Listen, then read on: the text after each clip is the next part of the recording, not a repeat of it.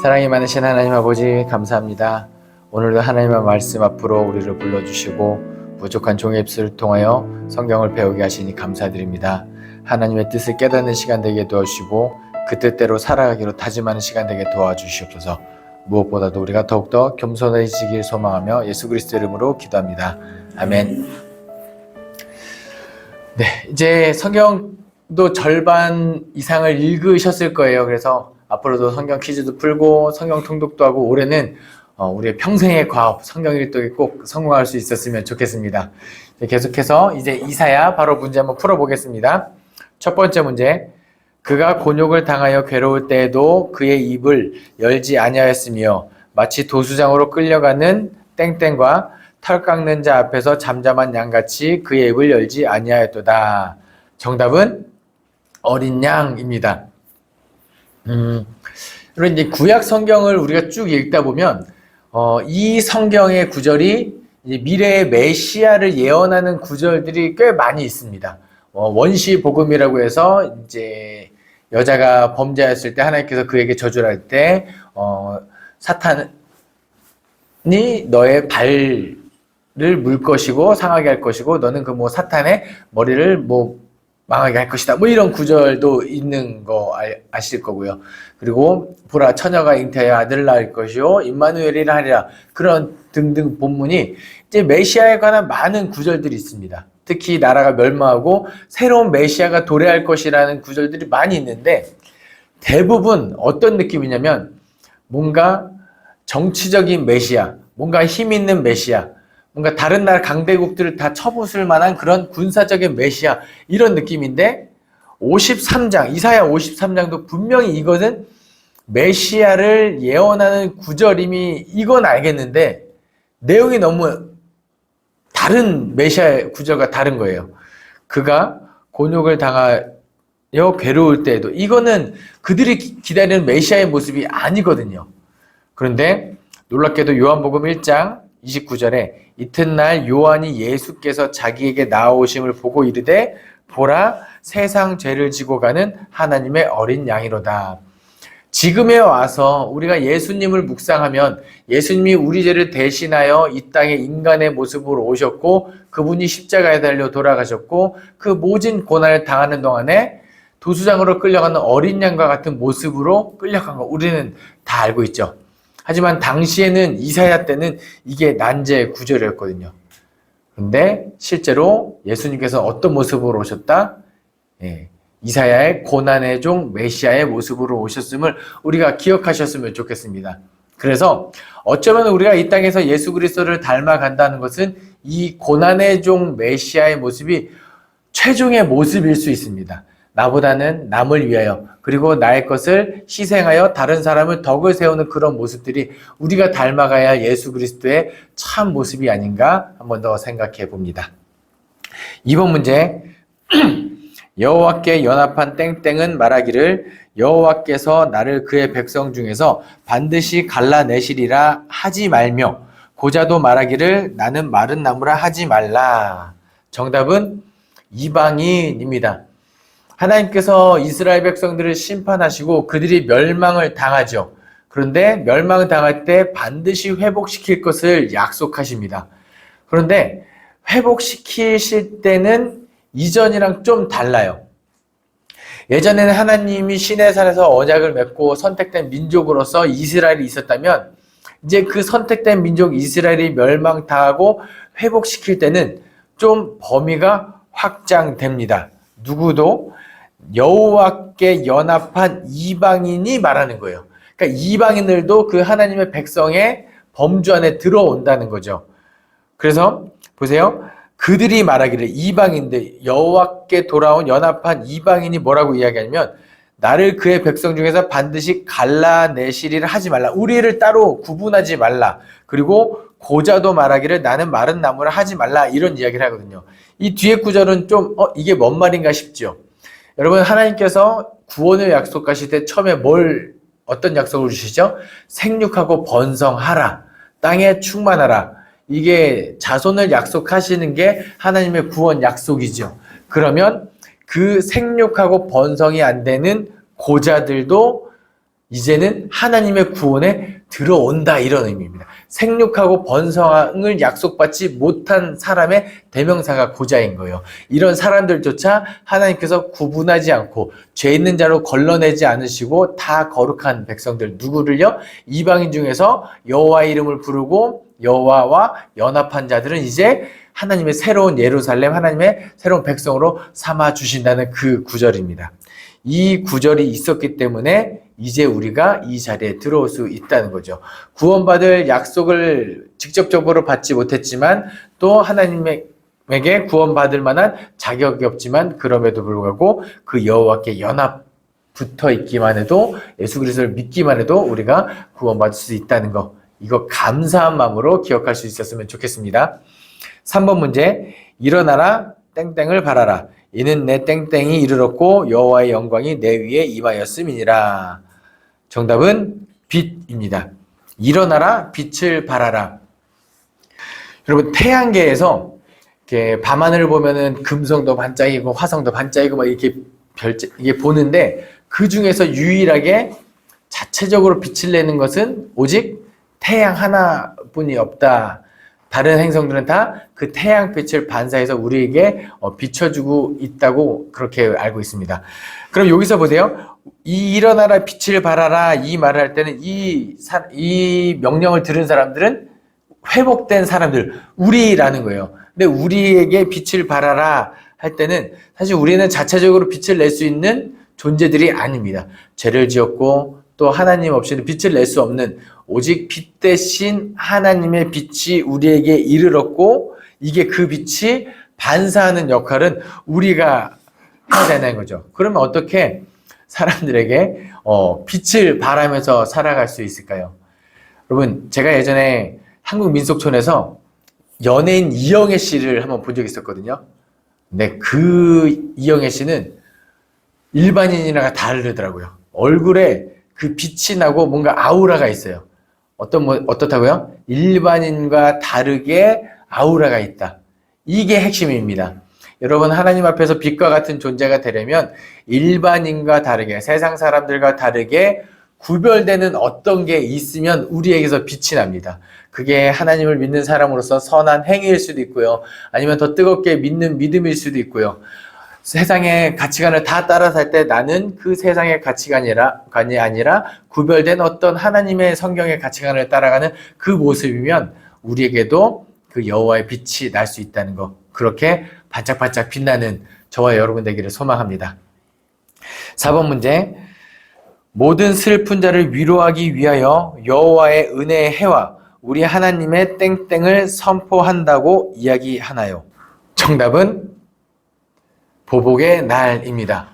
이거 하나님께서 회복을 약속하시며 주신 말씀인데 은혜의 해와 우리 하나님의 보복의 날인데 이게 같은 날이에요. 여기서 여호와의 은혜의 해는 바로 구약 성경의 희년을 의미합니다. 그래서 예수님께서도 이제 사역을 시작하실 때 주의 성령이 내게 임하셨으니 이는 가난한 자에게 복음을 전하게 하시려고 내게 기름을 부으시고 포로된 자에게 자유를 누르는 자를 자유롭게 하고 은혜의 해를 전파하려 함이로다 이렇게 선포를 하시거든요. 그게 희년입니다.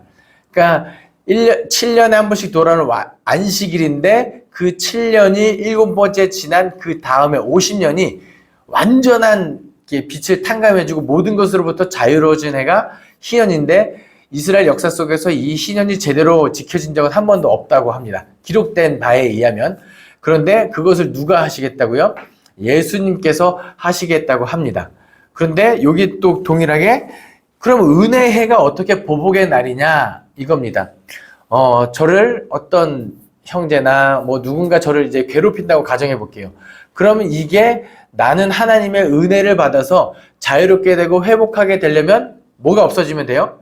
나를 괴롭히던 사람이 없어지면 됩니다. 나를 괴롭히던 자들을 보복하신다? 그게 내 입장에서는 은혜의 해이고 구원의 해이고 해방의 날이 자유롭게 되는 날이다. 그래서 하나님께서 이미 세상의 모든 사탄이나 이런 모든 것들을 이기었노라 하시면은 평안을 그렇게 주시는 것처럼 하나님께서 보복해 주시는 하나님. 그게 우리 입장에서는 구원의 해이고 은혜의 해라는 거죠.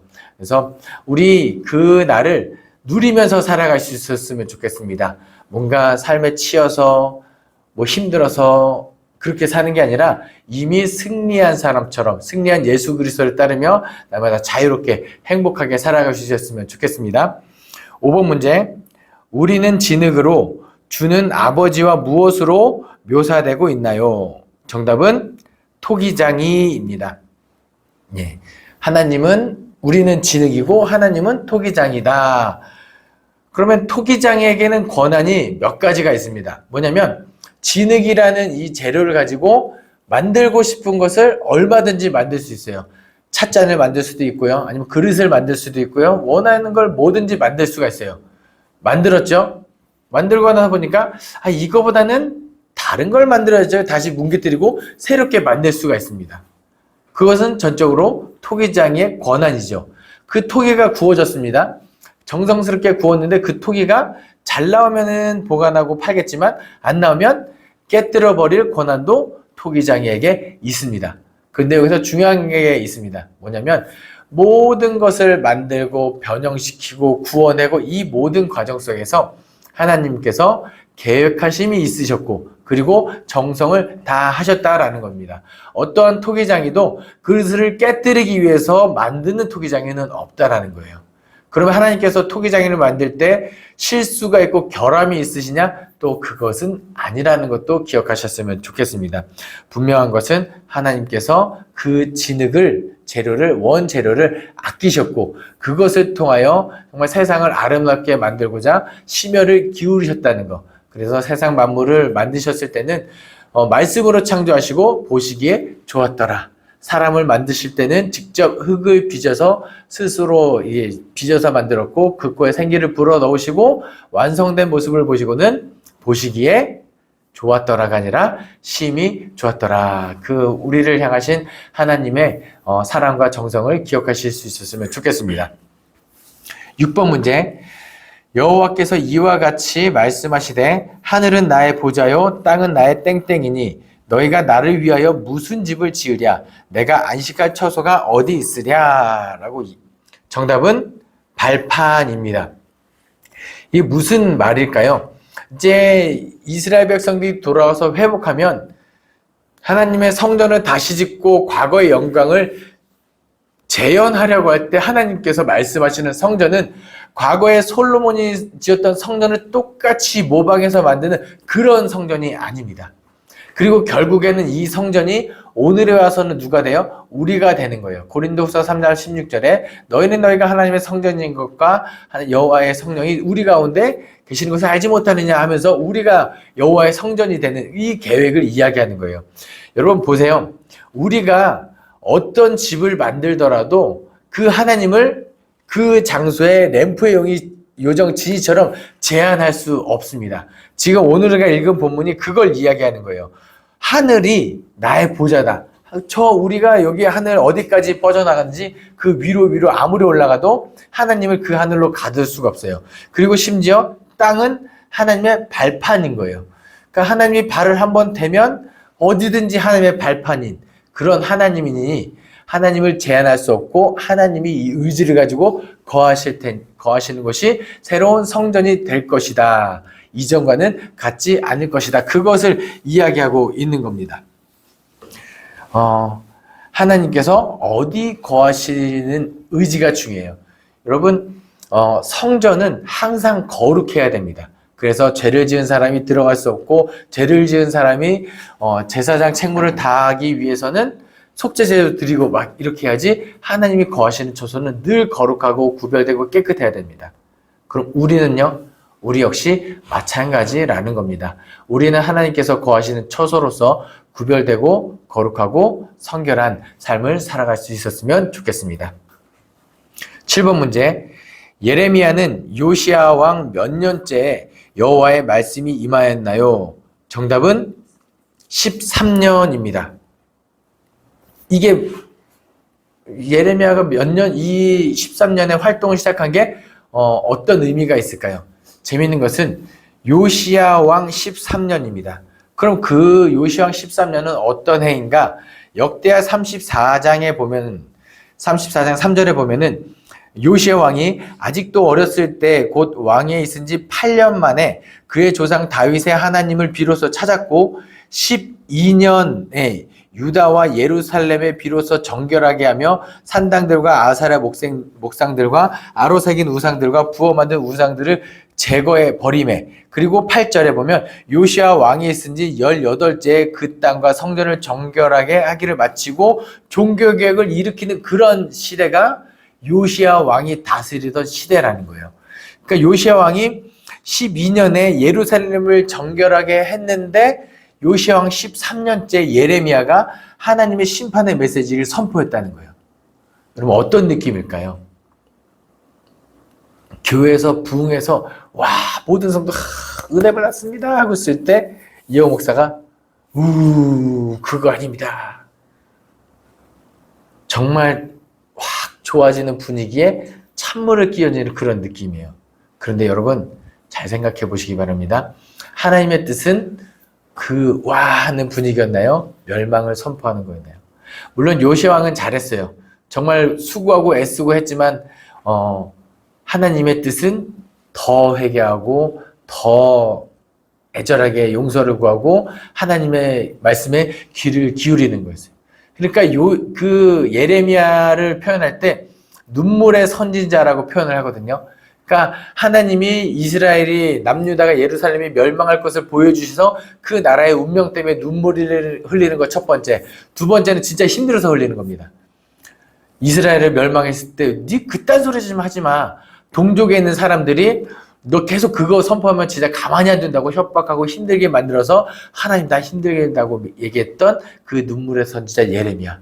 그런데 그 예레미야의 심령이 우리 가운데도 있었으면 좋겠습니다. 오늘날 이 땅을 바라보면서 그 하나님의 진노하시는 모습을 보고 슬퍼할 수 있었으면 좋겠어요. 악인을 심판하기를 기뻐하지 않는 하나님의 마음을 헤아리고 또 그리고 세상 사람들이 이거 그렇게 하지 말라고 손가락질하고 뭐라고 해도 기꺼이 그 세상 한복판에서 복음을 눈물을 흘리지언정 전할 수 있는 저와 여러분 되기를 간절히 소망합니다. 8번 문제. 유다인과 예루살렘 주민들아 너희는 스스로 할례를 행하여 너희 땡땡을 베고 나 여호와께 속하라. 정답은 마음 가죽입니다.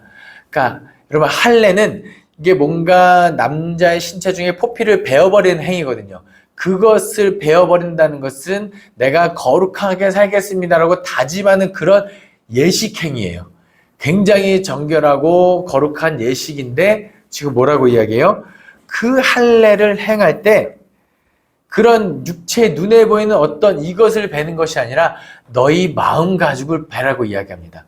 그러니까 정성이 없고 마음이 없는 그런 예배가 아니라 형식적인 예배가 아니라 하나를 하더라도 형식보다는 마음을 다하여 예배하라고 지금 이야기하고 있는 거거든요. 예레미야가 말할 때 예레미야가 남유다에 대한 심판을 말할 때 예루살렘이 있어서 예배는 드리지만 온전한 예배하지 않아서 하나님께서 진노하셨다는 메시지를 계속 선포하는 겁니다. 그래서 성전 모독까지 합니다. 너희가 있는 곳이 성전이라고 하지 마라. 뭐 이런 식까지. 이것 때문에 이제 난리도 나죠. 아무튼 중요한 것은 뭐다? 형식이 아니라 마음이다. 근데 여러분 마음이 있으면 형식도 반드시 달라집니다. 내가 정말 전심으로 하나님께 예배하려고 하면 뭔가 내 옷차림도 달라지고 뭔가 내 외모도 달라지고 어떤 형식이 반드시 달라질 수 있습니다. 가장 중요한 게 뭐라고요? 하나님을 향한 마음. 그렇게 한 주 한 주 모든 예배에 나올 수 있는 저와 여러분 되기를 소망합니다. 9번 문제. 하나님께서 예루살렘 거리를 다니며 정의를 행하며 진리를 행하는 몇 사람을 찾으면 이 성읍을 용서하신다고 하나요? 정답은 한 사람. 하나님께서는 늘 그 한 사람을 찾으시죠. 지금 어떻게 보면 이 구절에서 창세기의 말씀이 생각납니다. 하나님께서 아브라함을 통해서 소돔과 고모라를 멸망시키겠다. 그때 아브라함이 기도를 하죠. 하나님 그 땅에 의인 50 있으면 멸망시키겠습니까? 봐주겠다. 하나님 45명은요? 봐주겠다. 40, 30 마지막에 10명이 있으면 어떡하시겠냐? 10명이 있으면 용서하겠다. 그런데 의인 10명이 없어서 소돔과 고모라가 멸망했다. 근데 지금 몇 명만 찾으면 용서하신다고요? 한 사람. 정말로 한 사람이 없었느냐? 또 그렇지는 않을 거예요. 다니엘 같은, 에스겔 같은 사람이 분명히 있었거든요. 그래서 이게 객관적인 수치로 한 사람으로 볼 수도 있어요. 아니면은 수사학적으로 그만큼 악이 가득 찼다라고 보셔도 됩니다. 중요한 것은 그만큼 하나님이 한 사람이라도 찾으면 뭐요? 용서하고 싶은 그 하나님의 마음을 느꼈으면 좋겠어요. 그리고 그 하나님이 찾으시는 한 사람, 내가 되기로 다짐했으면 좋겠습니다. 하나님께서 이 땅을 바라보시며 진노하실 때 노아를 발견하셨던 것처럼 이 강의를 듣는 저와 여러분을 발견하시고 하나님의 진노가 돌이켜지기를 간절히 소망합니다. 10번 문제입니다. 너희는 이것이 여호와의 땡땡이라 하는 거짓말을 믿지 말라. 정답은 성전이라 하는 말을 믿지 말라. 성전입니다. 이게 그거예요. 예레미야가 성전, 이거 진짜 성전이 아니다. 왜요? 성전이라고 번듯하게 지어놨지만 그곳이 하나님이 거하시기에 거룩하고 구별되지 못하기 때문이에요. 예레미야 7장 5절부터 10절에 잘 나와 있는데요. 너희가 만일 길과 행위를 참으로 바르게 하여 이웃들 사이에 정의를 행하며 이방인과 고아와 과부를 압제하지 아니하며 무죄한 자의 피를 이곳에서 흘리지 아니하며 다른 신들 뒤를 따라 화를 자초하지 아니하면 내가 너희를 이곳에 살게 하리니 곧 너희 조상에게 영원 무궁토록 준 땅이니라. 보라, 너희는 무익한 거짓말을 의존하느라. 여기서 말하는 무익한 거짓말은 뭐냐면 괜찮다라는 말입니다. 이곳에 성전이 있으니까 괜찮다. 우리가 죄를 지어도 괜찮다. 우리가 악을 행해도 괜찮다. 어차피 회개하면 용서하실 테니까. 이런 태도 잘못됐다는 거예요. 그게 온전한 성전의 모습이 아니라는 거. 우리도 그랬으면 좋겠습니다. 악에게서는 모양이라도 버리려고 부단히 애쓰고 악한 길에서 떠나고 오만한 자리에 앉지 않으려고 말씀을 가까이 하고 예배를 열심히 드리고 그렇게 거룩하게 살아갈 수 있는 저와 여러분 되기를 간절히 소망합니다. 기도하겠습니다. 사랑이 많으신 하나님 아버지 감사합니다. 우리에게 거룩한 삶을 허락하여 주시고 성전으로 삼아주시니 감사드립니다. 이 땅을 살아가는 동안에 거룩하게 살아가기로 다짐하여 싸우니 이 삶을 지켜나가게 하여 주시옵소서. 기도하게 하시고 찬양하게도 하시고 말씀을 가까이 하게 하여 주시옵소서. 감사드리며 예수 그리스도의 이름으로 기도합니다. 아멘.